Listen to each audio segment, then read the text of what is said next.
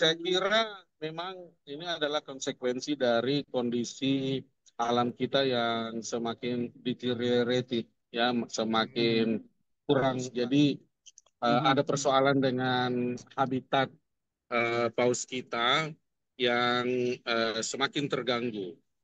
Um, Mungkin kalau hewan kecil tidak terlalu berpengaruh, tapi paus ini kan hewan yang masif dan mungkin tidak terlalu mampu untuk beradaptasi. Sehingga yang bisa lakukan adalah panik dan melarikan diri dari habitat yang semestinya. Jadi eh, saya kira ke depan kita harus bersiap-siap untuk bisa menghadapi kondisi seperti ini, antara lain dengan lebih siap untuk menghandle kalau paus yang terdampar masih hidup, masih Ya, ya, bernyawa, ya, kita harus ya. bisa usahakan untuk bisa kembali sehat dan balik ke alam. Itu sudah banyak terjadi juga sebenarnya ketika paus yang tidak sengaja terdampar lantas air surut, maka masyarakat eh, kemudian beramai-ramai menariknya sambil menunggu eh, pasang, menarik paus itu ke laut untuk bisa hidup kembali di alam bebas. Ya, Jadi ya. eh, satu hal memang kondisi terdampar itu bisa saja terjadi pada setiap makhluk. Eh, Bisa jadi eh, dia itu disoriented, mungkin lagi mabuk, lantas kemudian Iya. tidak tahu arah dan terdampar akhirnya di situ. Tapi Ya. bisa juga karena dia lagi sakit sehingga dia tidak mampu mengendalikan dirinya dan akhirnya terdampar. Itu sebabnya saya kira eh, kita perlu membangun sebuah SOP. Kalau saya Mhm. boleh sarankan kepada Pak Yudi dan kawan-kawan, karena ini berhubungan langsung dengan kebijakan, kita ini memang bangsa yang cenderung reaktif. Dulu sebelum kejadian tsunami di Aceh, itu tidak ada orang membahas tsunami ataupun penanganannya. Mhm.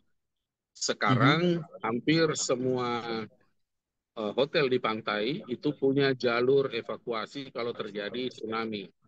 Jadi sudah ada reaksi untuk memperbaiki SOP menangani tsunami. Di Bali, Mhm. semua hotel yang berada dekat laut itu sudah ada jalur evakuasi tsunami-nya. Bahkan desa-desa kecil di pinggir laut itu pun sudah paham dengan bahaya tsunami dan sudah menyusun SOP penanganannya. Saya kira Ya. untuk menangani paus yang terdampar, ini pemerintah juga perlu membangun sebuah metode penanganan, SOP. Mhm. Misalnya segera sampaikan kepada pihak otoritas yang kemudian menghubungi ahli perikanan, Ya. lalu eh, ahli perikanan ini perlu segera memberi tindakan. Kalau masih Mhm. hidup, usahakan dipertahankan nyawanya. Kalau Mhm. sudah mati, ya minimal diketahui penyebabnya.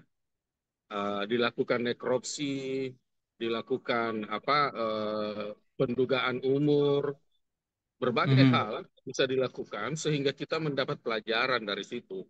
Jadi Ya. saya kira SOP ini yang perlu dibangun, kemudian nanti lewat KKP bisa dibuat permen agar supaya semua desa-desa pinggir pantai itu siap untuk menghadapi kalau-kalau ada makhluk masif, bukan hanya paus, tapi hiu paus juga misalnya, kalau Mhm. sampai terdampar, itu sudah ada metode penanganannya. memang perlu Iya. dari aspek kebijakan dan bisa saja kita usulkan dari bawah.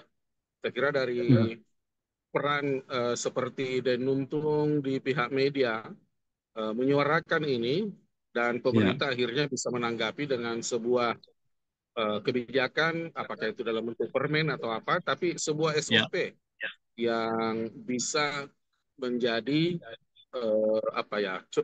teladan untuk penanganan paus secara benar.